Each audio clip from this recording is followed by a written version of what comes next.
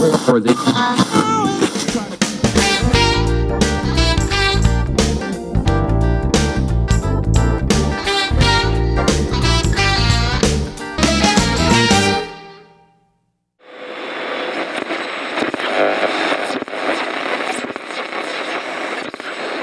Universidade de Sorocaba, comemorando 100 anos de rádio no Brasil, juntamente com o Labicom, Laboratório de Comunicações da Uniso, traz hoje mais um personagem para contar um pouco da história desses 100 anos do rádio, a sua vivência dentro do rádio, a sua história de tudo quando começou. Hoje nós recebemos aqui a Alessandra Santos da Silva Oliveira, ou somente Alessandra Santos. Alessandra, bem-vinda à Universidade de Sorocaba para contar um pouquinho da sua história, para que nossos telespectadores e ouvintes possam saber um pouco mais da sua vida artística e também das histórias de bastidores. Muito obrigada pelo convite, eu agradeço muito. Eu sou filha da Uniso, né? Eu estudei aqui na 4ª turma de jornalismo, de 98 a 2001. Foi aqui que a minha paixão pelo rádio e jornalismo nasceu, né? Eu comecei aqui para estudar jornalismo com foco no impresso e saí amando o rádio e jornalismo, e o destino, a vida, Deus, não sei, alguém me levou para esse caminho. Muito obrigada pelo convite, fiquei muito orgulhosa de ter sido convidada, ter sido lembrada para participar dessa série aí tão importante, né, destacando os 100 anos do rádio. Alessandra, você é nova ainda, mas já começou cedo gostando, pelo menos, de ouvir rádio. Como é que foi a sua inserção nesse meio? Como é que você começou a gostar de rádio? O meu bisavô materno, né, que ele criou a minha avó e também ajudou a criar minha mãe, ele era um amante do rádio jornalismo, assim, muito. Ele tinha um Zenit e a gente morava com ele, e ele ouvia o dia inteiro rádio. Mas ele não só ouvia rádio, como ele consumia muito notícias. Isso na década de 80 não era uma coisa tão natural, né? As pessoas consumirem notícias, tantas notícias. Mas tinha um motivo. Ele foi secretário de obras do governo do Teodoro Mendes, e ele trabalhou muitos anos com pavimentando estradas e empreiteiras, foi candango em Brasília, ajudou a construir Brasília, e ele tinha envolvimento muito forte com política, né? Ele era afiliado ao MDB. Então, na verdade, o consumo de notícias que ele tinha pelo radiojornalismo, pelos jornais e pela TV, fazia um pouco parte do trabalho dele, né? Ele tinha que saber o que estava acontecendo, das questões políticas, para poder se posicionar, saber realmente o que estava acontecendo. Inclusive, eu me lembro muito bem, 84, na campanha das diretas já, ele assistindo TV, ouvindo as notícias, ele tinha muita ansiedade para que esse momento democrático acontecesse. Eu tinha 4, 5 anos, mas eu me lembro muito bem, né, de ele ouvindo no rádio as notícias desse momento. Então, fez muito parte da minha infância esse momento de ele consumir as notícias. Era muito normal para mim ouvir ele ouvindo o rádio. Mas eu confesso que o rádio-jornalismo em si não era uma coisa que me atraía naquele momento. Eu gostava muito de TV. TV eu assistia muito, assistia Jornal Nacional todos os dias, os outros telejornais da Globo, assistia muito. E o rádio-jornalismo em si, que em Sorocaba, na época, né, tinha mais rádio AM que fazia do que FM, me irritava um pouco aquele barulho do chiado do rádio, eu não gostava muito. Eu achava que aquilo truncava um pouco o entendimento para uma criança, e eu achava tudo muito chato, na verdade. Apesar de ele... para mim, era uma cena natural do meu dia a dia, ele ouvindo rádio e ouvindo as notícias, esse envolvimento político que ele tinha. A minha casa era uma casa de discussões políticas, né?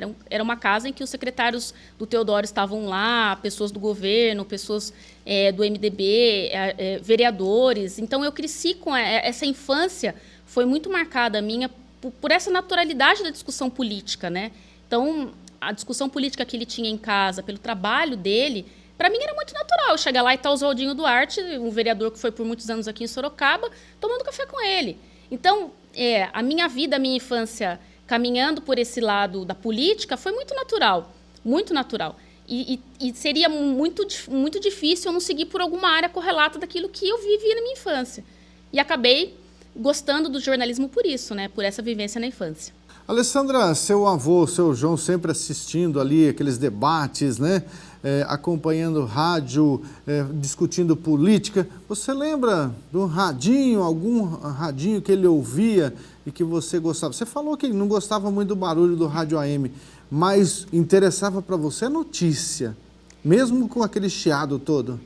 Na verdade, assim, eu gostava, ele tinha um Zenit, né, um grandão, né, que ficava no meio de uma mesinha que a gente tinha na sala, e eu gostava de tentar decifrar o que estavam falando. Eu queria entender o que eles estavam falando no rádio.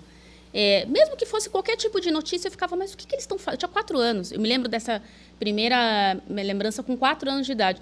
Eu falava, mas o que eles estão falando? Aí eu quero entender. E a gente não conseguia, com 4 anos, decifrar uma discussão política tão importante que eu vivi, que foi a redemocratização, né? Meu avô, como eu disse, ele queria muito a democracia vigente no país novamente. Por isso que ele acompanhava muito as notícias, ele tinha essa sede para saber o que estava acontecendo. Eu me lembro que naquele comício da Praça da Sé, que eu acho que foi em 84, 85, que a TV transmitiu, ele me colocou no colo e falou, assista, porque isso vai mudar a sua vida. Isso vai mudar a sua vida. E eu falava, nossa, mas por quê? Olha essa multidão de gente aí com bandeiras do Brasil, o que vai mudar a minha vida? Eu tenho 4 anos. E eu era muito inteligente, sempre fui muito inteligente, nesse sentido de ficar buscando informação e tudo que me falavam, que eu via, eu sempre queria perguntar, mas por quê? O que está acontecendo? Normalmente uma criança faz umas 300 perguntas por dia, você fazia mais? Eu fazia mais, muito mais, porque eu queria entender, e queria entender por que aquilo era importante e por que ele queria que eu participasse daquele momento. Eu não tinha essa dimensão, obviamente, mas eu sabia que era algo importante. E eu me lembro desse dia, especificamente, eu me lembro do dia que o Tancredo venceu as eleições, que eles transmitiram o discurso ao vivo na TV. Novamente ele me chamou, olha, venha ver, meu candidato ganhou, porque meu avô era do MDB, ele era afiliado do MDB. E ele chorava, eu falava, nossa, por que ele está chorando? Por que isso é importante?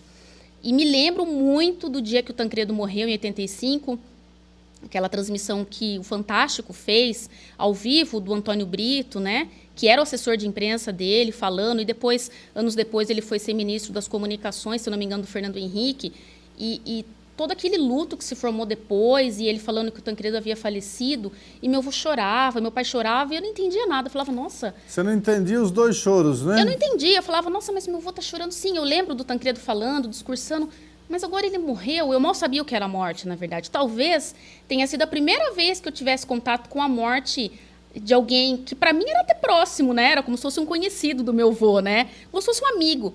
E até eu comecei a chorar. Porque eu via todo mundo chorando e eu falava, nossa, mas... E eu me emocionei com aquele momento. E eu nunca esqueço. Toda vez que eu vejo alguma matéria, eu já vi documentário, daquela cena do Antônio Brito entrando na sala, todo mundo em silêncio, só o barulho dos flashes das câmeras, tirando a foto. Uhum. Nossa, aquilo me emociona, porque eu tive naquilo. Eu tenho tanto orgulho de falar que eu estava lá assistindo, que eu fico muito emocionada até de relembrar, porque eu fiz parte da história bem criança e não tem como a gente não lembrar de um momento tão importante. Esses momentos importantes para você dentro da política e também do rádio, não levaram você especificamente para gostar de radiojornalismo, né? Como é que você começou a gostar disso depois? Você já teve essa vivência lá atrás com seu avô, né, ouvindo tudo, mas não em vereador. Depois disso, como é que você começou a gostar de rádio já na faculdade? Só voltando um pouquinho para continuar a história, para vocês entenderem como eu cheguei até lá. O meu avô, ele gostava muito de rádio, mas não só de rádio, ele gostava de TV, ele assinava o Estadão, ele assinava o Jornal Cruzeiro do Sul, ele assinava o Diário de Sorocaba. Então, como eu comentei, numa década de 80, a pessoa consumir tanta informação assim era só por conta mesmo da função dele, não era uma coisa comum. Então, ele assistia os telejornais e eu, muito pequena, eu já fazia um exercício que eu vi na faculdade depois. Eu olhava o Jornal Cruzeiro do Sul de manhã, o Estadão e o Diário, e eu tentava lembrar o que o Cid Moreira falou de manchete no dia anterior. E eu ia mesmo no jornal ver, eu falava, vamos ver se tem aqui no jornal o que ele falou. Às vezes, batia a notícia, né? Confrontava as notícias, e às vezes não dava certo, por inúmeras razões. Eu também não entendia por que tudo que ele falou de noite não estava no outro dia no jornal. 100%, algumas coisas estavam, né? Então eu falava, nossa, mas como assim? Ele fala de noite e no outro dia não está tudo aqui no jornal, ou está parcialmente. E eu lia, e quando eu aprendi a ler, eu lia todos os jornais, todos. Não na íntegra, mas algumas notícias eu lia muito jornal. Sempre li muito, né? Meu pai me apresentou os livros desde muito cedo, então eu lia muito. E aí eu fazia esse exercício, o que falaram no Jornal Nacional, o que estava no outro dia. E eu perguntava para o meu pai, para o meu avô, falei, mas por que não estava lá aquela notícia? Com 6 anos que eu aprendi a ler. E eles também não sabiam me explicar, porque não eram jornalistas, né? Não sabia como é que funcionava. E eu sempre fui crescendo, lendo muito, assistindo muita TV. Eles gostavam muito de esporte também, foi uma coisa muito presente na minha vida. Futebol, Fórmula 1, vôlei, tênis, qualquer coisa que passava, eles adoravam. E eu sempre estava ali assistindo. A minha infância foi muito diferente, né? Eu brincava muito, mas eu acho que a parte midiática tomava mais tempo da minha vida do que uma infância natural de brincar, enfim. As pessoas brincando, as crianças brincando e você na frente de um assistindo rádio, Fórmula 1 de manhã, no domingo, era normal. 1. Meu avô era um São Paulino roxo, me passou essa, essa herança. E para mim era normal, era super natural assistir o Ayrton Senna, o Nelson Piquet, natural, e fazia parte da minha vida. O seu contato com o radiojornalismo foi despertado na faculdade? Na faculdade. Minha mãe sempre ouvia muito rádio também, ouvia muito rádio, mais com música, não radiojornalismo. E aí, quando eu fui para pensar o que eu ia fazer da vida, eu entendi que eu só podia fazer aquilo que eu gostava, que era ler, escrever, gostava de escrever, consumir notícias. Eu falei, eu tenho que ser jornalista, eu não tenho outro caminho. Na verdade, eu nem sabia que tinha essa diferença de... Eu podia fazer, de repente, um curso técnico de rádio, que na época era mais locução. Eu nunca tive uma voz maravilhosa, né? Que era um perfil mais presente naquela época. E eu falei, eu vou ser jornalista. Mas para trabalhar em jornal impresso, eu queria escrever. Queria trabalhar no Jornal Cruzeiro do Sul, no Estadão, na Folha. E entrei na faculdade com o objetivo de ser jornalista de jornal impresso. No máximo, trabalhar no bastidor de TV e rádio, mas não era o que eu queria. E aí, quando eu entrei na faculdade, a gente tem muito contato. A gente teve muito contato com a parte impressa, que era o que me interessava. E quando chegou a matéria de rádio com o professor Juliano, eu falei, agora eu entrei naquilo que eu não gosto. Vou bombar. Não repeti, mas eu falava, gente, meu avô ouvia rádio jornalismo o dia inteiro, com aquele barulho do rádio AM que eu não gostava, eu não entendia nada, eu não vou gostar. E foi tudo diferente. Foi a matéria que eu mais gostei, que eu mais me identifiquei, e que eu entrei naquela paixão do rádio que eu já tinha de criança, sem entender muito. Depois da minha mãe ouvindo rádio, mais música, e eu chegando nisso, e eu falei, não, agora eu acho que vai dar certo, eu vou gostar, né? Vai ser uma coisa que eu vou gostar. E aprendi muito com ele, com o professor, com os colegas, montando os jornais ao vivo aqui na Uniso, que nem era aqui, né? A gente está na cidade universitária. Eu estudei no campus Seminário, né, Eugênio Salerno. Com vários colegas hoje, jornalistas, que estão no meio. Quem eram os seus colegas de trabalho à época, quando vocês estavam fazendo os projetos de radiojornalismo? Na minha classe tinha o Cláudio Dias Batista, que esteve aqui já com vocês, que inclusive foi a primeira pessoa que me deu oportunidade no rádio. E tantas outras pessoas. Marcelo Macaus? Não, Marcelo Macaus não é da minha época, mas eu cheguei a atuar com ele, sim. De rádio mesmo era só o Cláudio. O Cláudio era a pessoa do rádio. Tinha outras pessoas que depois migraram para outras áreas. A gente teve muitos colegas que vieram do jornal impresso para estudar, para ter o diploma, né? Mas de rádio era ele mesmo. E o Cláudio Dias Batista que te apresentou um radiojornalismo dentro de um estúdio de rádio, foi isso? Sim, foi ele que me apresentou. A gente já fazia na faculdade, na disciplina do radiojornalismo, os jornais ao vivo, que era um grande desafio, né? Eu lembro de fazer link, né? Fazer ao vivo e levar entrevistados. E era uma coisa muito gostosa, né? Os outros alunos assistiam no pátio na hora do intervalo ouviam, na verdade, né? O nosso jornal. E para mim era uma experiência maravilhosa. E aí, naquela correria da produção, porque a faculdade, ela tem, pelo menos a Uniso, né, essa preocupação de deixar cada vez mais a prática da profissão muito próxima, ou quase praticamente a mesma coisa do que o real. Então, a produção era uma loucura, né? A gente chegava muito cedo para produzir e a gente não tinha tanta experiência, coisas que, para quem é experiente, a pessoa tira de letra, para a gente que era estudante era muito difícil, né? Muito complicado você chegar e produzir um jornal com todas as laudas, né? A ordem das laudas, enfim, os textos, os boletins, as entrevistas, mas saía. E como é que foi o seu primeiro dia na Rádio Nova FM? Então, o Cláudio me convidou para fazer lá um voluntariado, porque acho que é importante a gente lembrar que isso no início dos anos 2000, o estágio não era regulamentado por uma lei que veio da época da ditadura, né? Que na época do regime militar, o governo acreditava que se houvesse a possibilidade de ter um estágio regulamentado, os alunos de jornalismo acabariam assinando aí textos contra o regime, de repente aí orientados por pessoas que estavam nos veículos. Então, essa possibilidade de estágio ela foi nula na nossa época. Depois ela retornou, essa lei acabou caindo.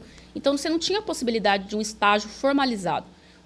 O que as empresas faziam era, em alguns momentos, você podia fazer um tipo de voluntariado. Você ia lá, ouvia não recebia nada, mas você estava aprendendo a fazer.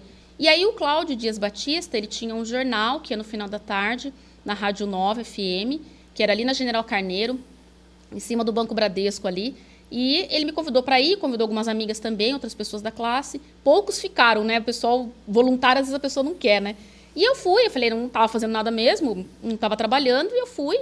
E ficava ali no período da tarde. E ali era o Marcelo Macaus, que era um dos repórteres. O Lucas Pedroso, que está na Band hoje, também, que já esteve aqui, também estava trabalhando nessa época lá. E ali foi meu primeiro aprendizado, meu primeiro contato, né? A gente chega lá numa rádio com toda aquela estrutura e você fala, nossa, o que eu estou fazendo aqui? O que eu vou fazer? O que eu estou aprendendo? O que eu vou... E eu fiquei muito encantada. Eu cheguei lá e fiquei absolutamente encantada com tudo que eu vi e com muita vontade de aprender cada vez mais. Foi um excelente aprendizado para a minha vida ali. E qual foi essa época? Você lembra disso? Isso foi em 1999. Uma época bastante conturbada para os meios eletrônicos, né? Era um momento de transição. As rádios todas estavam passando por um momento de transição tecnológica, né? Era um momento em que a internet já tinha começado no Brasil, se não me engano, em 96, mas 99 era a famosa internet de escada, né? Você plugava lá o fio do telefone no computador e fazia a conexão pelo telefone. Usava da meia-noite às 6, que era mais barato, né? Durante o dia muito cara, né? Ninguém conseguia usar, porque era um absurdo que vinha de conta de telefone. E depois as pessoas usavam mais de madrugada, como você comentou, mas para o rádio em si, ainda era muito incipiente. Fazia parte do nosso dia a dia. O e-mail estava começando. Então, ali a pessoa talvez entrava ali para ver um e-mail. Poucos portais tinham notícia em tempo real. Eu me lembro muito da Folha de São Paulo, que tinha um portal muito forte. O UOL, né, que é um dos precursores do Brasil de internet. Terra, também. Esses três apenas que eu me lembro, assim, que a gente pegava notícia. Mas também não era como hoje, né, que a cada segundo tem uma atualização. Era uma notícia a cada meia hora, a cada uma hora, ou as mais importantes do dia. Eles passaram a replicar nos portais muito o que os jornais impressos faziam, né? E como é que foi ter medo de tudo isso acabar num piscar de olhos no bug do milênio? Desse momento de transição, e o que aconteceu, né? O Jornal da Nova acabou, a rádio fechou. Não sei se o jornal acabou primeiro, a rádio fechou depois, eu não me lembro muito a ordem. E aí o Cláudio, ele sempre foi um grande apaixonado pelo rádio-jornalismo, né? Não só pelo rádio. E ele não queria ficar fora do rádio, ele conseguiu colocar o jornal dele, que chamava Radar, a Voz da Notícia. Ele montou lá na Rádio Líder, que era uma rádio de música sertaneja, que era a rádio que veio após a TV Metropolitana, que era do mesmo grupo. E ele foi fazer um jornal lá e ele me convidou aí para trabalhar mesmo como assistente de produção. Não estava formada ainda, isso foi no ano 2000. E a gente conversou no final de 99, em dezembro. Ele falou, olha, tem uma oportunidade lá, preciso de alguém produzindo para mim. Você já ficou na Rádio Nova 1 ano, você já sabe como é o meu perfil, agilidade, política, trânsito, aquela coisa toda. E aí, você quer ir lá? Eu falei, vou. Olha, a gente vai ter um salário lá que vai te ajudar a pagar a faculdade. Eu falei, nossa, é que eu preciso, eu vou. Fui sem medo. Oportunidade. Porque... eu falei, não, se eu não tiver essa oportunidade agora, eu não vou ter mais outra, né? Eu fui. Com a cara e com a coragem, sem saber muita coisa e morrendo de medo, mas eu fui. E aí eu cheguei lá, no final de dezembro de 99, ele conversou comigo, a gente acertou. Aí ele falou assim, olha, nós vamos começar o jornal no dia 2 de janeiro, que era uma segunda-feira. No dia 1º de janeiro, você vai lá na rodoviária lá aqui em Sorocaba, você vai fazer uma matéria. Para mim, você vai levar um gravador, me deu um gravador. Você vai entrevistar as pessoas que estão voltando de viagem, tal, o que está acontecendo, tal. Só que tinha só um pequeno problema, né? Era uma época em que a rádio já funcionava com software para rodar os comerciais, os patrocínios. Estava começando o MD saindo do gravador de rolo. Estava tudo muito começando ali, essa transição tecnológica. E havia a possibilidade, já que tinha sido noticiada pelos especialistas, do famoso bug do milênio, né? Que era os computadores não entenderem a transição, a transição de 1999 para o próximo século, para o ano 2000, e havia um medo dos especialistas de que esses computadores bugassem, era o famoso bug do milênio. O que era isso? Que eles simplesmente não funcionassem mais, porque havia um medo que eles retornassem para a data do computador para 1900. Então, o que poderia acontecer? Todos os sistemas serem cancelados, os softwares não funcionarem, não rodarem. Por mais que no ano 2000 ainda o computador era pouco usado, mas já havia muitas empresas que usavam, sim, de forma extensiva. Banco, por exemplo, já tinha, né, muito computador. Então, havia um medo muito grande. E aí ele falou assim, você fica de olho. Se você vê a notícia de que deu o bug do milênio, apagou tudo, a gente vai ter que fazer essa notícia. A gente vai ter que correr atrás de alguém para falar, para entrevistar. E eu falava, meu Deus, quem que eu vou falar se der o bug do milênio? Eu não conhecia muitas fontes, né? Eu estava começando. Enfim, fui na rodoviária, eu lembro que foi um final de ano chuvoso. Eu fui lá de bate-chuva, fiz a matéria, gravei. Daí eu cheguei na rádio de manhã, porque o jornal era no final da tarde. Passei lá para o pessoal da técnica fazer edição, eu fiz o texto e tal. E aí fui sentar fazer o texto, fui ler os jornais para saber, vi TV, entrei na internet, que já tinha um pouco, né, incipiente ali, fui consultar e não tinha acontecido. Os computadores continuaram funcionando e conseguiram se adaptar os sistemas para isso e tudo foi bom, tudo funcionou. E eu fiquei aliviada, né, porque eu falei, então não vou precisar conversar com ninguém, correr atrás de nenhuma fonte que eu nem conhecia para saber, para falar, para explicar. Então, o meu primeiro dia de trabalho, efetivamente, no rádio, foi dia 1º de janeiro do ano 2000, o dia do bug do milênio, que não aconteceu. Ainda bem, né? Agora, Alessandra, esse negócio de tecnologia é um negócio meio complicado, né? Em 2000, aí que tinham os computadores, todo mundo nem sabia mexer direito, e vem bug do milênio, novos softwares, novos sistemas de automação, mas ainda tinha lá os resquícios das coisas mais antigas. Como é que foi para você trabalhar com fax, gravador de rolo, mini disc, CD, disco? Você chegou a pegar tudo isso? O fax eu me lembro muito bem. O fax a gente recebia sempre um pouquinho antes do jornal. O jornal entrava no ar às 5 da tarde. 3 horas da tarde, a Secretaria de Comunicação da Prefeitura, por exemplo, já colocava ali, mandava pelo fax, as informações do dia, releases e coisas que a prefeitura queria divulgar. Outras assessorias também mandavam, ou do governo do estado, de órgãos públicos e de empresas, a gente recebia tudo por fax. E daí como fazer para transformar isso para o rádio, né? Não tinha muito segredo, não. A gente não tinha computador ali para todo mundo trabalhar, não tinha impressora também, que era aquela matricial que demorava muito tempo. Fazia um barulhão. Fazia um barulho enorme e demorava um tempão para imprimir. Então, o que era? Eu pegava todos os fax, eu via o assunto, eu olhava o texto, eu ia lá e meio que grifava o que eu achava que era o lead para ele, as informações importantes, e ele lia o release da íntegra. O que não é feito mais hoje em dia, né? A gente não faz isso mais no rádio. Hoje, com o avanço até da questão profissional, do texto, da edição, hoje a gente tem computador, internet, tudo muito mais rápido, as impressoras a laser que imprimem, 1 minuto imprimem não sei quantas cópias, a gente hoje reescreve, isso não existe mais. Mas na época era assim, eu ia lá, grifava e passava para ele. Ele ia lá e ia ler o que eu tinha grifado, e se ele achava que tinha mais alguma coisa importante, ele pegava o fax e lia os outros pontos. Era uma edição na caneta, né? Na caneta. Não tinha o que fazer. E ainda tinha um outro desafio, né? Que o papel do fax era um papel bem mole, a gramatura dele era bem fininha. Então, do jeito que ele tinha um rolo por dentro, saía lá, a pessoa ligava, você atendia, dava o play lá no fax, ele saía e vinha tudo enrolado. Aí no ar, às vezes o papel enrolava e ficava aquele barulho de papel no ar, ele desenrolando o papel. E eu tentava o máximo que eu podia antes de entrar no ar, ajudar ele a desenrolar, né? E vinha com cópia carbonada, ainda ficava com a mão toda suja. Ficava tudo sujo, porque você tinha que fazer a cópia também, às vezes, para o operador.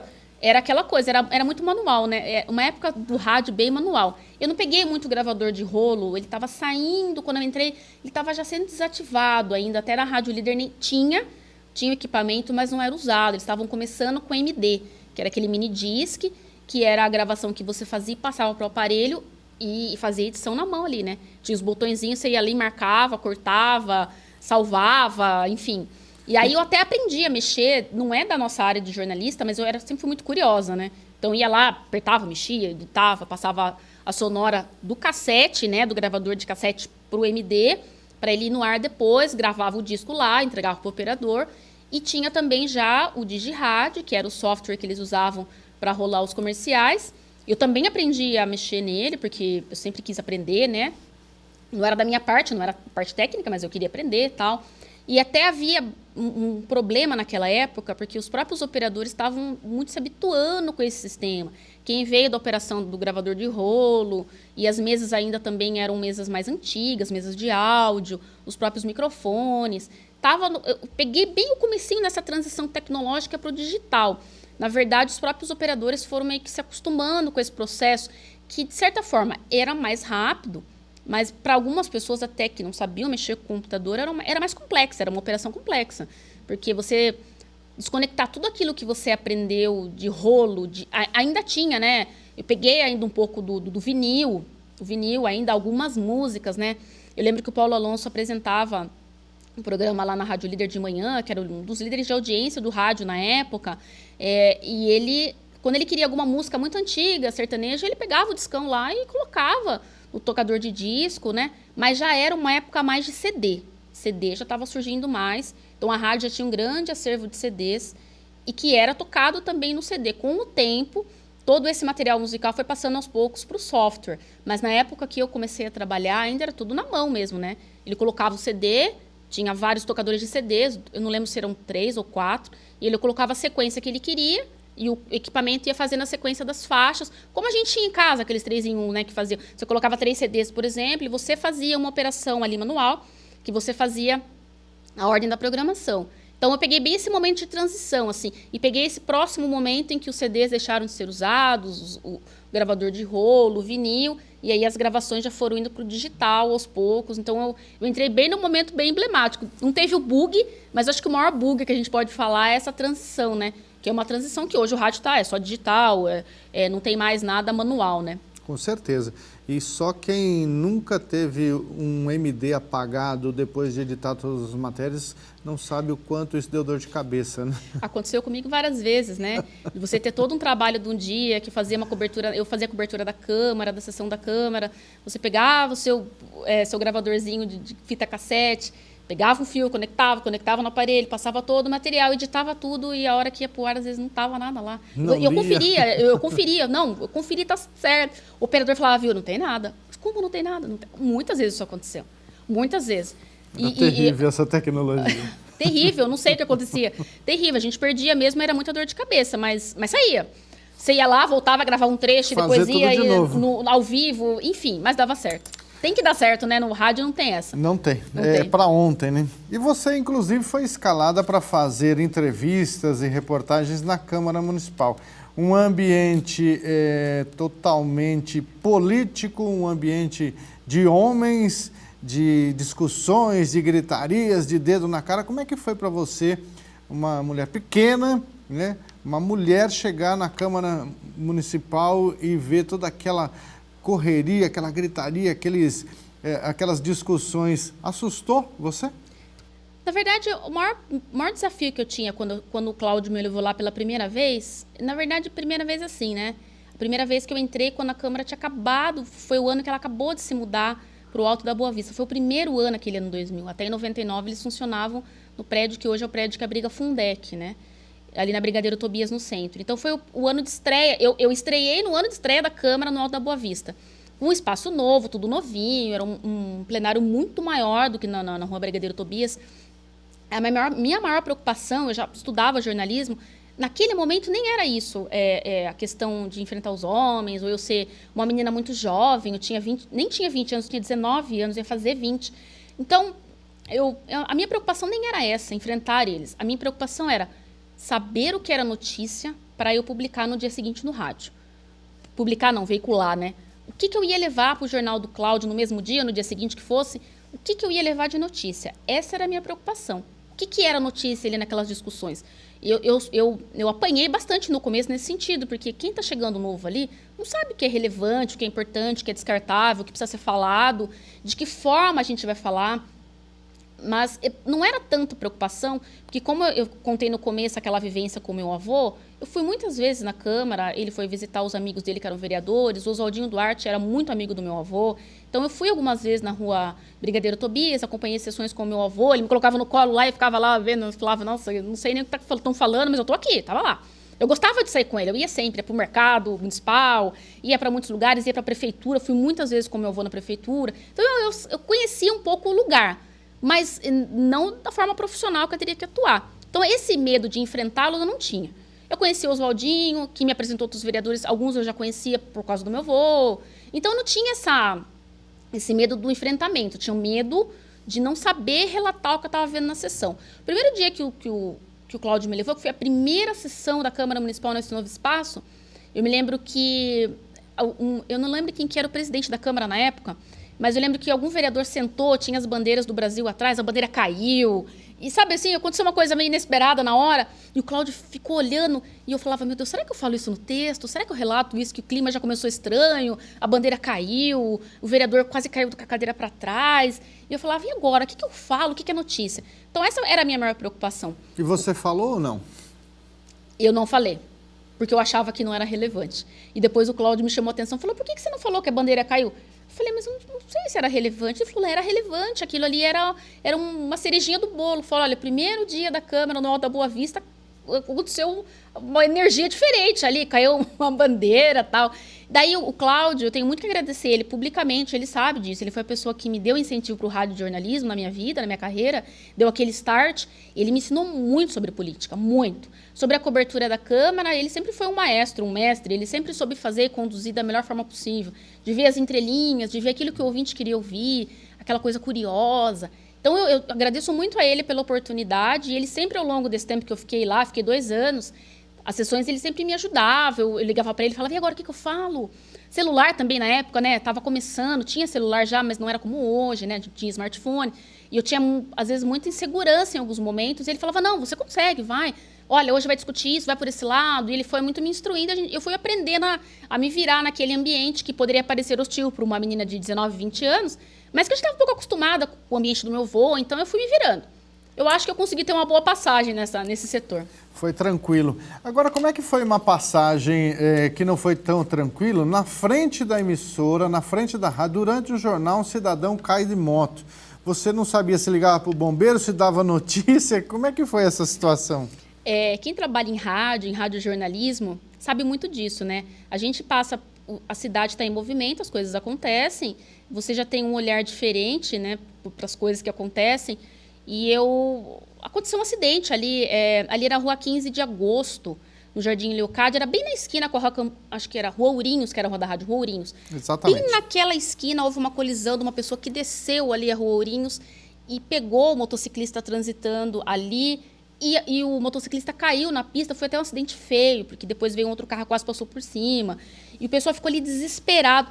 E a recepcionista da rádio, ela me chamou e falou, olha, Alessandra, vem ver, aconteceu um acidente aqui, o jornal estava no ar, eu falava, meu Deus, mas agora o que eu faço? Saí correndo, fui lá ver, e parece que ele teve algumas fraturas, e aí todo mundo, liga no bombeiro, liga na rádio, liga no bombeiro, e eu, de distante, o jornal andando, o Cláudio precisando de mim no jornal, e eu não sabia o que eu fazia, eu liguei para o bombeiro, fui lá, vi a situação do rapaz, relatei para ele, voltei, e já falei no rádio, falei, olha, a gente acabou de acontecer um acidente aqui, na esquina da Rua Ourinhos, com a Rua 15 de agosto, os motoristas que tomem cuidado, parece que o rapaz teve algumas fraturas, mas já avisamos o corpo de bombeiros. É uma situação que deixa quem trabalha no rádio meio na correria, né? Você vai lá, relata, ajuda, obviamente comunica os bombeiros, mas você também vai relatar aquilo para o seu ouvinte. É um momento, inclusive, de muita tensão, não é um momento fácil. Até as pessoas se enganam muito e falam, mas vocês falam aí de acidente, é fácil, vocês estão vendo, não é fácil, nunca foi fácil. Vai acostumando, sabe por quê? Né? Não acostuma, eu nunca acostumei com isso, nunca acostumei. Eu trabalhei no rádio muito tempo pela manhã, acidentes gravíssimos a gente relatou. Eu pouco trabalhei na rua, né? Eu trabalhei na rua mais nessa época de 2000 a 2002 na Rádio Líder, depois eu sempre trabalhei de produção. Então eu não estava muito lá no dia a dia do acidente, eu não estava vendo, mas eu tinha que colocar o repórter no ar para falar sobre o acidente, os ouvintes ligavam relatando, eu tinha que replicar essa informação, mas nunca foi fácil. Primeiro porque é uma vida, a gente nunca pode comemorar ninguém morrendo para ter audiência, eu nunca fui esse nunca foi meu estilo de jornalismo, comemorar o acidente ou esperar que ele aconteça para você ter audiência. Você então, teve esse problema da magia do rádio de ficar imaginando a cena do acidente? Muito. O repórter... Até o próprio ouvinte, acontecia muito, sempre aconteceu, do ouvinte ligar antes até do que muita gente sabia o que estava acontecendo. O ouvinte que passou a ligar falava, acabou de acontecer na minha frente uma colisão, um capotamento, um atropelamento, e eu acabei de ver. Eu cheguei até a ter situações de pessoas que ligavam para a rádio e falavam assim, viu, eu acabei de ver um acidente, você não liga no bombeiro? Eu falava, viu, eu não posso ligar no corpo de bombeiros, porque eu não estou no local do acidente. Quem está no local do acidente é que tem que ligar para relatar o que está sendo... que está acontecendo? Eu não estou aí. Não, mas você está sabendo, a rádio está sabendo, é só você ligar lá no bombeiro. Eu falei, não, eu peço, por favor, que o senhor ligue no bombeiro e relate. Como que eu vou ligar no bombeiro e falar, viu, aconteceu um acidente na rua tal e não estou lá, não estou vendo? Né? E a cabeça da gente, você começa a imaginar a colisão, o capotamento, a gravidade. Você começa a imaginar. Esse é o momento em que o ouvinte também faz uma confusão do trabalho do rádio, né? De informar, mas também de ajudar. Liga lá, fala que é problema da prefeitura, coloca nas costas da rádio arrumar, INSS, problema de saúde, buraco na rua. Joga nas costas do repórter, do jornalista, do apresentador também para fazer isso, Alessandra? Muito. A gente tinha uma dificuldade grande nisso mesmo também, de explicar para o ouvinte que o rádio ele é importantíssimo para a comunidade. E ele está lá, um dos papéis do rádio mesmo, comunitário mesmo, desse radiojornalismo que veio um pouco mais dos anos 90, que mudou um pouco, principalmente nos anos 2000, mais essa ideia de estar mais próximo da população, de ajudar a intermediar e levar ao ar algumas questões que incomodam as pessoas ou problemas que acontecem, um buraco, alguma coisa que está faltando no posto de saúde. É o papel do rádio divulgar com as pessoas, mas não é papel do rádio resolver. A gente cobra. Você vai lá, fala com a autoridade, passa o problema para ver se consegue resolver. Mas muitas pessoas, muitas vezes eu fui cobrada, mas você não resolveu o problema, está faltando um remédio no posto de saúde, continua, você não resolveu? E eu sempre falava, gente, a rádio, nós não resolvemos, nós somos apenas o porta-voz da população junto à prefeitura e os órgãos públicos. Nós fazemos o nosso papel e nós cobramos até onde a gente pode cobrar. Eu não posso ir lá e falar, olha, o senhor tem que fazer, o senhor é obrigado. Até porque as autoridades sabem quais são as obrigações que elas têm, que não precisa a rádio falar. E às vezes coisas pontuais que ninguém está sabendo, que muitas vezes as pessoas, inclusive, nem registram a reclamação. Elas, às vezes, ligam na rádio e pensam que a rádio que tem a obrigação de registrar a reclamação no órgão público. Não. O primeiro passo sempre é o cidadão reclamar e registrar essa reclamação nos órgãos públicos, e se não houver uma resposta adequada ou uma resolução, ele liga na rádio e a rádio faz esse papel de ser um porta-voz, mas a rádio não tem essa obrigação. Muitas vezes eu atendia telefone e a pessoa me xingava, falava, mas você, Alessandra, falou que ia resolver. Eu falei, não falei que eu resolvi, eu falei que ia passar o problema para quem era de competência resolver, mas eu não posso resolver, eu não posso ir lá e colocar o remédio no posto de saúde, a fralda que está faltando. É obrigação do poder público. Mas aos poucos, eu acho que as pessoas hoje elas estão entendendo um pouco mais nesse perfil do rádio dos anos 2000 mais comunitário. As pessoas hoje elas já entendem que não é obrigação do rádio. Eu acho que até passou por uma mudança esse entendimento dos ouvintes em relação a isso. Mas, por um outro lado, também é muito legal quando a gente sabe que a gente vira um porta-voz e a pessoa consegue resolver o problema. A gente teve inúmeros casos de pessoas com remédio faltando, em que a prefeitura mal sabia do problema e acabou resolvendo. A gente teve muito caso numa época em que o INSS era um pouco mais de comunicação com a imprensa. Hoje eles não falam com a gente, não tem essa comunicação maior, de resolver problemas de pessoas que estavam na época com auxílio doença parado, perícias paradas. Hoje não tem mais esse acesso, porque é tudo, você tem que ligar no 135 lá, central deles, entrar no site, eles mal falam com a imprensa. Mas é muito gratificante também, de um outro lado, quando a gente consegue resolver esse problema, porque as pessoas confiam no nosso trabalho para resolver problemas da vida dela e muitas coisas que são importantíssimas, né, para a pessoa. Tem muita gente que acredita que o jornalista, né, o repórter, o apresentador, chega na hora do jornal e já está tudo pronto. Como é que foi para você algumas situações aí, por exemplo, como o tsunami do Japão, 11 de setembro, você estava na redação nesses dias para dar essas notícias? Como é que foi isso? Antes de eu falar disso, eu queria falar então dessa transição da minha carreira, né? Quando acabou a Rádio Líder fechou. Um pouco antes dela fechar, o jornal também acabou. Eu ainda fiquei um tempo lá, depois que o jornal acabou, fazendo outros materiais, né? Outras coisas. Eu fiquei produzindo alguns conteúdos para a rádio que envolviam documentários sobre artistas, tal. Até eu tinha comentado também, né, da questão da gente conhecer os artistas de perto, e eu nem tenho foto, né, isso que é duro. Eu não tinha mania de tirar foto. Você nunca foi muito fã dos artistas? Eu nunca fui fã de foto e rádio, e não tinha máquina digital, não tinha celular, era máquina de filme. Eu tinha máquina em casa, eu nunca lembrava de levar junto. Eu conheci muitos artistas do meio sertanejo, Michel Teló quando estava começando, Jean Giovanni, KLB quando estava começando, Rio Negro e Solimões, Rick Renner, eles iam direto na rádio, numa época em que os artistas iam mais às rádios para divulgação. Eles nem vão tanto mais hoje, né? Porque hoje tudo é internet, redes sociais, não tem muito raramente tem esse tete-a-tete com o ouvinte. Eles iam lá, conversavam com o ouvinte e tal, uma passagem interessante. Depois que eu saí de lá, eu fui trabalhar na TV Com, e na TV Com tinha um programa que o Alexandre Moreto, também que já esteve aqui, apresentava, que era o Debate Esportivo. E ele falava dos destaques do esporte e tal, e eu ali naquela correria, era uma TV comunitária, com pouca estrutura, a gente fazia um trabalho muito bom, muito profissional, apesar de tudo que a gente tinha ali. E eu conheci o Luiz Augusto, também que já esteve aqui. Ele me chamou para trabalhar com ele quando ele tinha a Lã de Produções, o Timão do Povo, e ele me falou, olha, a gente vai fazer um jornal na Rádio Cruzeiro FM, nós vamos fazer, eu vou ter um horário lá da Lã de Produções, eu já tenho esporte, nós vamos fazer agora um jornal. Você não quer trabalhar comigo de produtora? Vamos lá trabalhar comigo? Tal. Nossa, eu fiquei muito orgulhosa, né? Muito feliz, porque eu iria voltar para o rádio, né? Eu estava já, acho que há 4 anos longe do rádio, então eu fiquei, 2 anos, fiquei muito feliz, e aí ele me contratou, eu fui trabalhar de produção e tal, e tinha um desafio, porque o jornal ia ao ar às 7 horas da manhã, e ele falou, olha, então você chega às 5h30 da manhã, faz toda a produção do dia, escaladas, manchetes, produz os boletins, reúne tudo aí, faz as cabeças, né, os textos, as laudas, e era o professor Fernando Negrão, aqui da Uniso, que era o apresentador, e a Maria Helena Amorim. Então, você faz a produção para eles. Eu já tinha feito produção, falei, vamos lá. Um desafio, né, acordava 4 horas da manhã todos os dias, a Lândia era ali perto do Shopping Sorocaba, na rua Minas Gerais. Eu falei, não, vamos embora. Da mesma forma que eu aceitei aquele desafio do Cláudio, eu falei, não, eu amo rádio, eu gosto de rádio, me encontrei no rádio jornalismo, vamos lá. E isso foi em 2004. A gente foi, eu comecei a fazer o jornal e tal. E raramente, isso aconteceu poucas vezes, né? Eu não sei o que acontece, que as notícias sempre acontecem um pouco mais da manhã para tarde, da tarde para noite. De madrugada era muito raro a gente ter notícia nacional, por exemplo. Muito raro. Mas algumas notícias eu peguei chegando na rádio e acontecendo. Alguns dos casos, né, foi a queda da passarela da Raposo. Tinha passado fazia 5 minutos. Né? E eu fiquei, aquele dia, eu fiquei muito impressionada, porque eu falei, nossa, Deus me fez um livramento ali, que podia ser eu que estava ali. Né? Um senhor que morreu, que caiu a passarela, e tinha um senhor de bicicleta em cima, né? Eu tinha acabado de passar ali, fazia 5 minutos para entrar a trabalhar de madrugada, e as notícias vieram chegando, e você fala, nossa, eu passei por ali.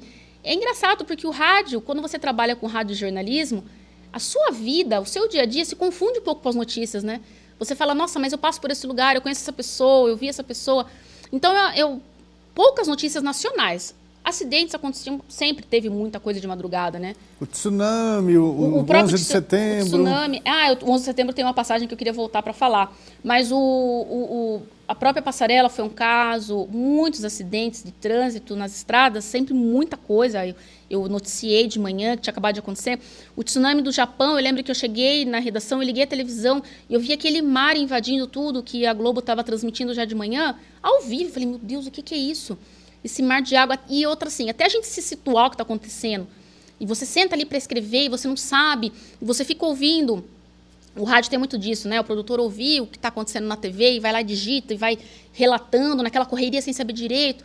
Aconteceu 2 vezes que eu me lembro muito bem. A primeira foi da passarela, que a gente estava com informações desencontradas, a da Raposo parada, sem saber o que estava acontecendo.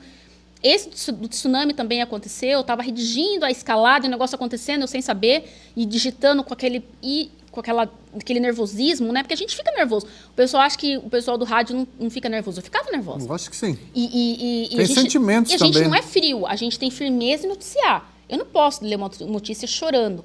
Óbvio que se o choro acontecer, vai ser natural. Mas eu tenho que manter a postura e a firmeza de noticiar. Então, o próprio tsunami, o acidente da Chapecoense, eu lembro que eu liguei o Hora 1 da Globo, estava passando a Mona Lisa Perrone falando, e na hora eu fiquei assim, em choque, mas apareceu as primeiras imagens daquele jogador Neto sendo socorrido, eu falei, não foi uma coisa grave, aí teve sobrevivente, não, acho que foi só uma derrapagem na pista, e até que eu fiquei tranquila, porque eu vi ela falando, fulano foi socorrido, jogador, não sei quem, eu falava, tá bom. Mas depois, quando começou o desenrolar da manhã e as notícias começaram a chegar, e a gente naquele estado, porque a gente é humano, a gente fica em estado de choque. Só que você tem que deixar o choque de lado, ser firme e noticiar. Porque senão o rádio não acontece também, né? Você tem que seguir o fluxo do negócio.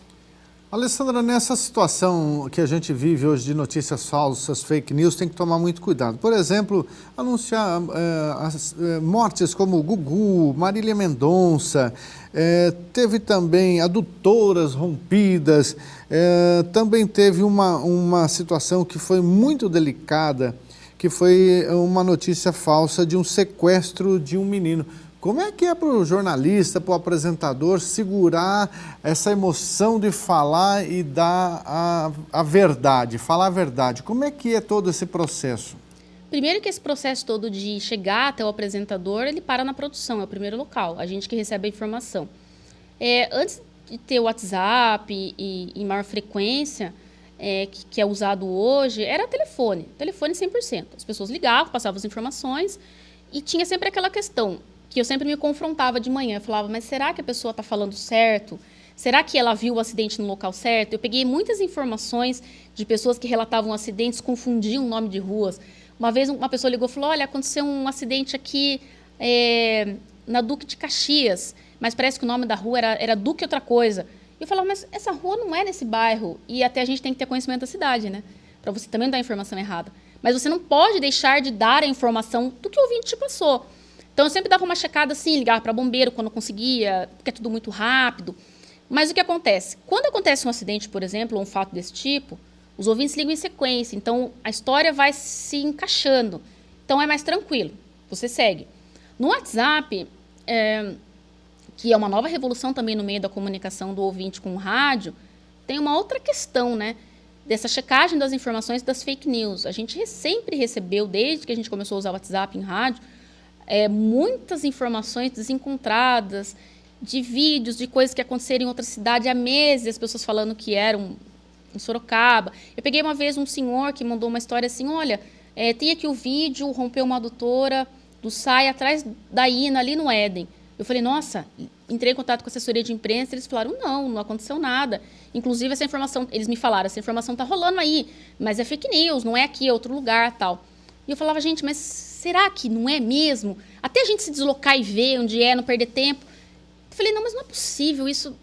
A pessoa tá ligando. Daí eu liguei de novo pro senhor que mandou. Eu falei, viu, tem certeza? Não, eu tenho certeza. Meu amigo que trabalha na INA, ele mandou para mim esse vídeo, foi agora há pouco. Eu falava, mas o SAI não confirma, e agora? Aí, o meu amigo Caio Rossini, da Rádio Cruzeiro, a gente começou a quebrar a cabeça, mas como que eu vou resolver isso? Para resolver se era ou não a notícia de verdade. Aí a gente começou a olhar que tinha uma placa no poste de uma imobiliária.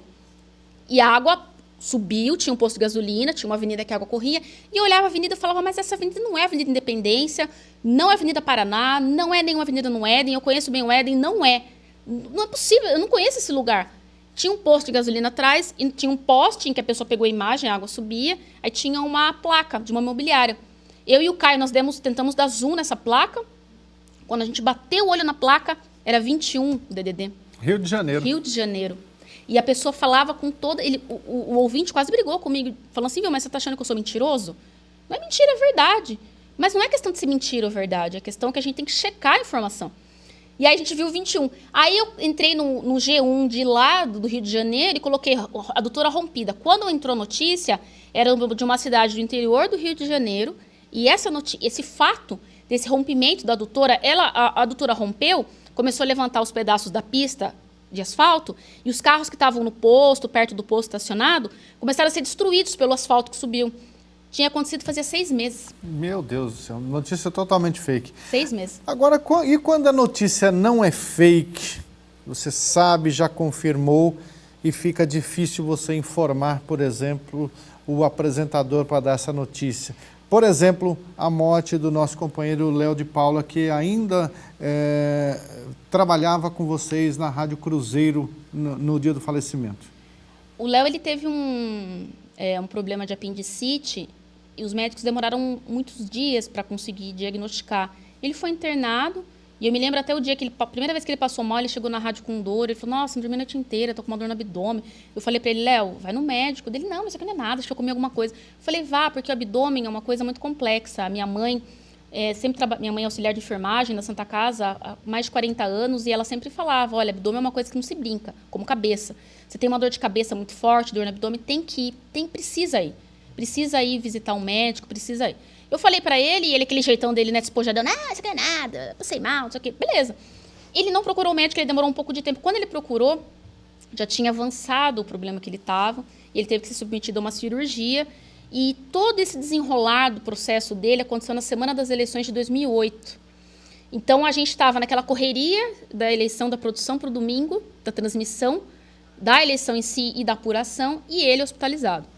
Então, foi uma das semanas mais difíceis que eu vivi no rádio, porque seu colega está lá hospitalizado, e eu sabia que o quadro era grave, porque minha mãe trabalhava no hospital, e ela sempre me falou sobre esses quadros de apendicite. Enfim, eu me lembro que ele foi, acho que foi operado na sexta-feira, ou na quinta. Não era um quadro bom, minha mãe trabalhava no hospital, então ela tinha me falado já o que tinha acontecido, eu sabia que não estava leve, era uma coisa grave. Então, eu já fui trabalhar no final de semana da eleição, com aquele nó na garganta e muito preocupada. E aí, no domingo, quando a gente estava na apuração das eleições, o Luiz Augusto, que era, na época, o responsável pelo jornalismo, ele chegou para mim e falou, olha, ele não está bem, ele passou o dia muito mal, o médico praticamente desenganou, e, infelizmente, ele pode morrer a qualquer momento. E eu falava, meu Deus do céu. E nosso amigo, a gente aqui trabalhando, nosso amigo lá nessa situação, a família, a gente começa a pensar um monte de coisa. E ele não está bem. E foi domingo inteiro aquela coisa, isso foi à noite, na verdade, na apuração. E na segunda-feira de manhã, eu acho que foi 5, 6 horas da manhã, ele faleceu. E eu não podia contar para ninguém. Porque o Luiz Augusto me ligou e falou, olha, o Léo faleceu. Eu não pude chorar na hora. Como é que foi para você Terrível. receber isso aí e ficar com esse nó na garganta e não poder falar? Terrível. Era um jornal diferente, porque era um jornal de apuração, eu não me lembro, acho que era eleição geral, 2008, eu não me lembro, porque eu fiz tantas eleições, eu não me lembro muito bem. Mas era uma eleição diferente, era uma eleição, toda a cobertura de eleição é uma cobertura muito especial para a rádio, para qualquer rádio que faz radiojornalismo. E eu recebi a notícia, e eu lembro que naquele dia, por conta da cobertura que terminou de madrugada, o Fábio Andrade apresentava o jornal, e naquele dia ele estava de folga de manhã, e era o Juarez Morato que apresentava no lugar dele. Apresentava junto com ele, mas naquele dia só estava o Juarez. Então, não, estava o Juarez e o Paulinho, minto, não era o Fábio ainda não, era o Paulo Roberto. Estava o Paulo Roberto e o Juarez, Paulo Roberto Júnior. Estavam os dois ali, eu não lembro quem era o operador também, e aí eu não podia contar para ninguém.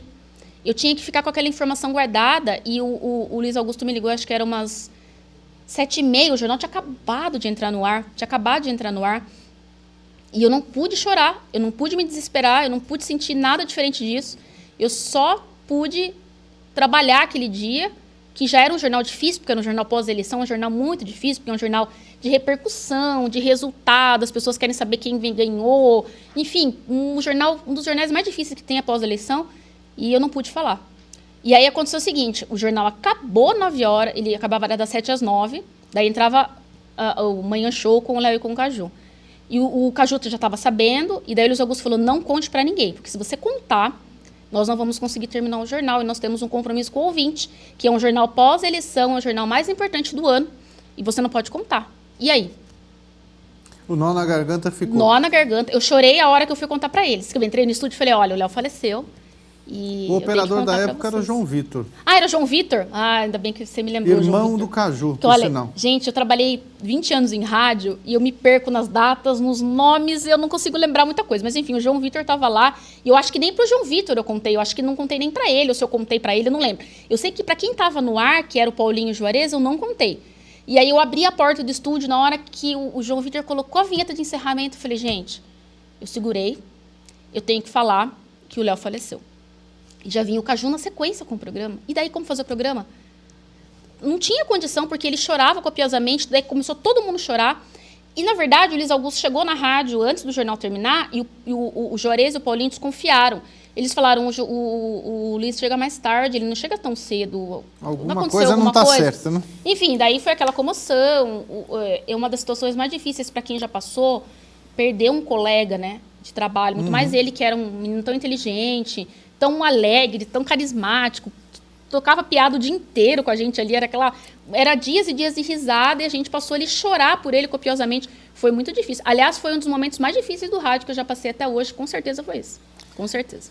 Não foi também agradável para você quando colocaram você para fazer reportagem dentro de campo de futebol? Mandaram você para o vestiário ou não? Eu sempre gostei muito de esporte, como eu falei aqui, né? Futebol eu gostava muito e tal. Mas quando você começa a trabalhar com isso, com a imprensa, com o jornalismo, você vai deixando as paixões um pouco de lado, porque você não pode se contaminar por elas, senão você não consegue ser um jornalista. O seu amor pelo esporte continua, mas de uma forma diferente, mais contida. Aí o Luiz Augusto uma vez falou para mim assim, viu, você não quer tentar ser repórter de campo? A gente podia tentar inovar, uma menina, você gosta de esporte e tal.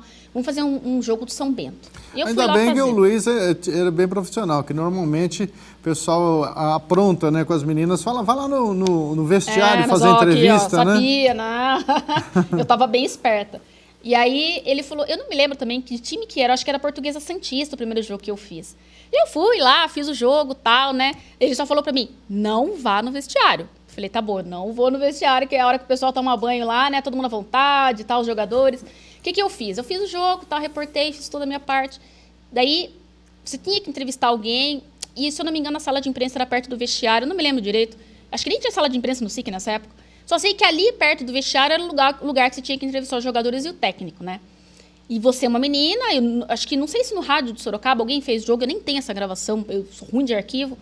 E eu fui lá e fiquei esperando. Eu já sabia que eu não podia entrar lá, eu fiquei na marquise e eu falei para alguém do time, falei, viu, eu não vou descer, eu não posso fazer isso, claro, eu não vou, mas eu preciso de alguém aqui. Me chame fulano, ciclano, traz eles aqui de roupa, de preferência, né?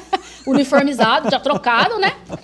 E aí eu já sabia. Só que daí o SIC é interessante, porque naquela época, não sei se é assim hoje, mas lá da marquise, do final, atrás do gol, que tá o vestiário lá embaixo, você enxerga o pessoal meio que tomando banho ali, né?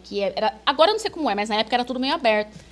E eu sabia que o pessoal estava tomando banho. Eu não ia lá olhar, claro que não, né? Óbvio. Menina, papel de jornalista, né? Eu fiz 2 jogos. Aí o Luiz falou, desculpa, mas não vai dar. Primeiro que você não pode descer no vestiário. Segundo que tem hora que fazia uma confusão. Eu sou ruim de lado esquerdo e direito. E eu não sabia que lado esquerdo que era, se era do jogador, se era do campo, se era... Tem problema com a geografia do Enfim, negócio. não deu certo. Foi uma experiência legal, mas não deu certo. Eu acabei voltando para a produção e tá tudo certo. Agora, Alessandra, você como menina, né, como mulher, já recebeu muita cantada no rádio? De ouvintes fazer aquela imagem daquela mulher perfeita, o que fazem, né, do homem perfeito, da mulher perfeita. Já teve esse tipo de situação? Eu não me lembro de ter recebido cantada, sinceramente não, até porque eu sempre soube da minha condição de mulher, eu sou baixinha, sempre com uma carinha de nova, comecei muito nova no rádio. Então brava? Um pouco brava, tem hora, mas eu sempre me impus, eu sempre fui muito profissional. Então, se eu percebia que tinha alguma situação que poderia enveredar para uma cantada, eu já cortava. Eu sempre fui assim, eu nunca dei lado, eu sempre fui muito profissional. Mas você recebeu cartas também de então. pessoas que estavam em prisões, por exemplo? Tem. É muito difícil hoje a gente receber carta. Muito difícil de qualquer pessoa. No rádio era muito comum, nos anos 2000, 90, 80, o pessoal se comunicava com os locutores por carta. Locutor, por exemplo, de rádio, sempre foi aquela figura que é teu amigo, teu parceiro do dia a dia, do trabalho. Então, imagine para quem está preso. A pessoa, às vezes, só tem o rádio para ouvir o dia inteiro. E era muito comum a gente receber na Rádio Líder cartas e cartas de detentos, de pessoas presas. Eu nunca recebi carta de preso, porque eu não fazia o programa musical. Mas o Paulo Alonso recebia muitas cartas. De pessoas falando, nossa, você é meu amigo, você me ajuda, eu estou aqui, eu tenho mais não sei quantos anos para cumprir, eu estou fechado. E a gente sempre recebia muita carta. Recebeu também do Jardim das Acácias? Eu recebia muita carta de internos do Jardim das Acácias, que era um hospital que tinha em Sorocaba, de pessoas com deficiência mental, enfim, e pessoas com problemas psiquiátricos, psicológicos e tal. Recebia muitas cartas. Eles tinham uma residência terapêutica, o hospital não existe mais. Ele era ali onde está o Taust hoje, ele não existe mais. Mas naquela época, existiam residências terapêuticas em que as pessoas não ficavam internadas. Aqueles que tinham mais condição iam para uma casa e com toda a estrutura e faziam ali uma convivência, saíam para as ruas e tal. E tinha um pessoal dessa residência que amava a Rádio Líder, eles mandavam cartas e cartas. E eu recebi muitas cartas, mas não com cantada, mas assim, da admiração pelo trabalho. Eles querem muito ser amigo da gente que é do rádio, porque quem é do rádio, você gera na pessoa que está ouvindo uma amizade, é como se fosse da família. Então as pessoas têm aquela vontade de te conhecer. Já levaram presentes para você? Muitos presentes, muitos. Quais presentes você ganhou? Eu já ganhei ovo de Páscoa, já ganhei roupa, ganhei caneca, copo, muita coisa. O Décio Clementino ganhou uma cabrita. Uma cabrita? Você já ganhou alguma coisa inusitada assim? Inusitada nunca, mas assim, eu lembro muito de chocolate, coisas assim, mais simples, né? Não cheguei a ganhar uma cabrita, não, isso não. Alessandra, também tem sempre algumas situações que se passa dentro de estúdio, como jornalista, como repórter, como apresentador. Aquela pessoa que chega para dar uma entrevista e chega com uma comitiva, com 10, 20 pessoas, todo mundo quer entrar dentro do estúdio. Aí a hora que a mulher pequena fala não, é brava. Eu sempre fui muito profissional. A minha vida foi marcada por ser profissional. Se não é para entrar no estúdio, não é para entrar no estúdio. Até porque, gente, às vezes as pessoas sempre me interpretavam de forma equivocada. Não é que eu sou brava, não. Eu sou profissional, eu tinha um papel a cumprir. E para o apresentador, mais de 2 pessoas no estúdio, acaba com a vida do apresentador. Porque a pessoa cochicha, a pessoa mexe no celular, ela se vira na cadeira, a cadeira faz barulho, o chão faz barulho, não sei o quê. Então, às vezes o telefone toca no meio do ar. Então, assim, eu sempre fui muito rígida em relação a isso. E a gente recebeu sempre muitos políticos no estúdio, na Rádio Cruzeiro, que eu trabalhei 15 anos da minha vida. O pessoal chega lá com vans. Eu cheguei a pegar políticos para dar entrevista pré-eleição, que o cara estacionava 2 vans lá, abria a porta e entrava 30 pessoas. Não há condição de fazer isso. Claro, tem os apoiadores, a gente entende, mas no rádio é concentração. A pessoa que está ali, ela é profissional, ela tem que estar absolutamente concentrada. Não pode haver 1 minuto de desconcentração ali que tudo vai por água abaixo. Por isso que tem que ter rigidez. É um trabalho, não é brincadeira.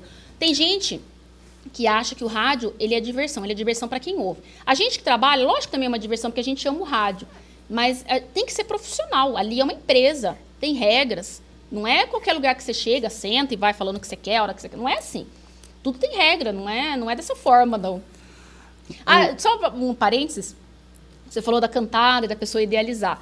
O que já aconteceu muito comigo, eu sou muito baixinha, né? De eu falar no rádio, a pessoa chega lá para dar uma entrevista, uma autoridade, qualquer pessoa que eu tinha que entrevistar, de uma empresa, qualquer coisa. A pessoa fala, eu vim aqui falar com a Alessandra. Eu falei, não sou eu. A pessoa faz assim. Você? Desse tamanho? Falava, é o que tem, sou eu. É o que tem para hoje. Aconteceu muitas vezes isso na rádio com muitas pessoas, né? Porque a pessoa sempre idealiza a pessoa perfeita. A gente não é perfeito, né? A gente é o que a gente é. Não tem perfeição. Aliás, ninguém é perfeito, né? Pode ser a perfeição em tamanhos menores, né? Sim, não tem perfeição. Não. A gente é o que a gente é. Acerta e erra sempre. Alessandra, você se realizou profissionalmente como apresentadora, fazendo o programa Nossa Língua Sem Segredos? Muito. Eu fiz 10 anos esse programa na Rádio Cruzeiro com o professor João Alvarenga. O professor é um querido, um grande amigo que eu fiz na minha carreira. E ele me ensinou muito sobre língua portuguesa, que sempre foi minha matéria preferida na faculdade, na escola, na faculdade também. E um desafio, né? Levar para o rádio um conteúdo de gramática, de literatura, música. Foi uma experiência maravilhosa. Eu agradeço muito sempre ao professor, ele é um grande amigo. Eu sempre converso com ele e a gente sempre troca figurinhas sobre o conhecimento. A importância também do rádio levar o conhecimento, né? Não é só notícia. As pessoas podem aprender com o rádio. E a Cruzeiro FM, sempre com o perfil de rádio cultural, eu ajudei nesse processo também, de uma certa transição que eles tiveram, de uma intensificação dos programas e também um pouco da mudança desses conceitos de programas para ficarem mais atuais. Eu também fiz o Conexão Fundec. Eu mostrava o dia a dia da Fundec, entrevistas com músicos, maestros. Era um mundo também que eu aprendi a conviver. A minha irmã foi musicista lá durante anos, ela continua lá tocando na banda sinfônica. Então, eu também tinha um pouco já do conhecimento da música pela minha irmã, que é clarinetista. Ela é musicoterapeuta também, ela é professora de música. Então, é uma outra parte da minha vida. Eu nunca consegui chegar lá, né? Eu tentei entrar lá várias vezes, mas eu já tinha quase 20 anos. Eles queriam, na época, o pessoal mais novo. O seu talento é outro. Meu talento é outro. A minha irmã enveredou pela música, uma excelente musicista, musicista de orquestra, mas eu não. Eu fiz muitos anos esses 2 programas, sempre muito feliz em trabalhar na área cultural, falando da música, dessa joia que é a Fundec para Sorocaba também, que é um ensino gratuito. E eu conheci muitas pessoas que saíram dali formadas e que fizeram faculdade, que estão até por aí pelo mundo, né? Estudando, trabalhando com música. E o programa Nossa Língua também, um grande aprendizado, né? A gente aprende muito com o rádio. Eu aprendi muito nesses anos com o professor, com também o retorno das pessoas que nos ouviam. Também foi uma passagem maravilhosa na minha vida, que eu nunca vou me esquecer e que eu aprendi muito também, né? Porque a gente não sabe tudo de gramática, língua portuguesa, né? A nossa língua é uma língua maravilhosa, mas é uma língua complexa, né? Então a gente tem que sempre estar estudando também. Alessandra, você enrolou e não falou do 11 de setembro. Eu falei do 11 de setembro, eu não posso ficar sem contar essa história. O 11 de setembro eu estava na Rádio Líder, Nós tínhamos um jornal no final da tarde, eu estava lá fazendo a produção, surgiu uma notícia na Folha Online, que eu sempre acessava para ver, e tinha a notícia assim, bateu um avião no World Trade Center. Eu falei, nossa, mas como que um avião bate no World Trade Center? A gente nem tem a... E aí as notícias começaram a pipocar e eu não entendia nada, não tinha foto. Eu falei, vou ligar a TV. Liguei a TV e comecei a ver aquele prédio pegando fogo, a primeira torre, aquela coisa toda. E eu comecei a chamar as pessoas, gente, venham ver o que está acontecendo, não é possível, isso aqui não é real, é um filme. E o pessoal veio, a Globo estava com a transmissão, se eu não me engano, com a Sandra Nemberg e o Carlos Nascimento. E nós todos da rádio vimos, me arrepia de contar, eu conto para todo mundo essa história, nós vimos o momento da segunda torre sendo atingida ao vivo. Eu vi aquilo. E saí dali para noticiar, fizemos um jornal ao vivo, foi maravilhoso. Mas é uma experiência, ao mesmo tempo, traumática, histórica, mas que o rádio contou, assim, ó, a gente saiu dali e noticiou. O rádio ser essa coisa do imediato, do veloz, e uma história para a vida toda, isso. Você já passou por várias situações no rádio, desde situações como essa, do 11 de setembro, participou das tecnologias, das mudanças de tecnologias, de rolo, CD, Akai, para o computador, bug do milênio e muito mais. Aprendeu bastante. O que você acha que dá para aprender e ensinar para esses próximos 100 anos do rádio, Alessandra? Eu acho que o rádio ele continua sendo o mesmo parceiro que o meu avô tinha na década de 80, ele continua sendo o mesmo parceiro e amigo das pessoas que ouvem, né? Tanto o rádio em si, como música, como entretenimento e radiojornalismo, né? O rádio continua sendo esse parceiro em que as pessoas confiam para ouvir as informações, para contar seus dramas, para buscar ajuda. Eu acho que o rádio ele vai continuar sendo, sim, tendo esse perfil nos próximos 100 anos. O que está mudando muito é a tecnologia envolvida nele, o cuidado cada vez maior com as informações e a checagem delas, mas eu sempre, as pessoas falam, o rádio vai morrer. Eu não acredito nisso, o rádio continua vivo, muito vivo, mas também eu acho que existe um desafio muito grande hoje de conquistar as novas gerações para ouvir rádio. Talvez este seja o maior desafio para os próximos 100 anos.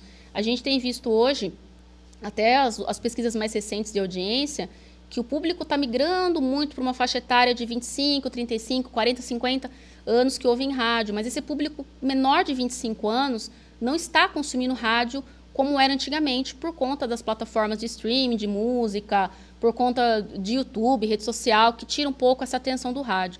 Eu acho que hoje o maior desafio é conquistar as novas gerações, porque as gerações de 25, 35, 35 principalmente para frente, elas já estão conquistadas pelo rádio. Então, acho que o maior desafio é levar o pessoal mais jovem mesmo a consumir mais o rádio e a fazer rádio também. Eu acho que é o grande desafio.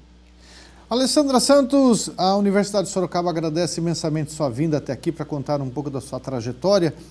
Vida longa para você e também vida longa na sua vida profissional. Muito obrigada, eu agradeço muito o convite, fiquei muito feliz. É a primeira vez que eu falo da minha vida profissional, eu nunca falei oficialmente assim, gravando para alguém. E também não sei se eu já fui entrevistada, talvez em vídeo é a primeira vez, de uma forma tão longa. E agradeço porque eu vou guardar isso para minha filha, para minha família e para os meus netos. Muito obrigada.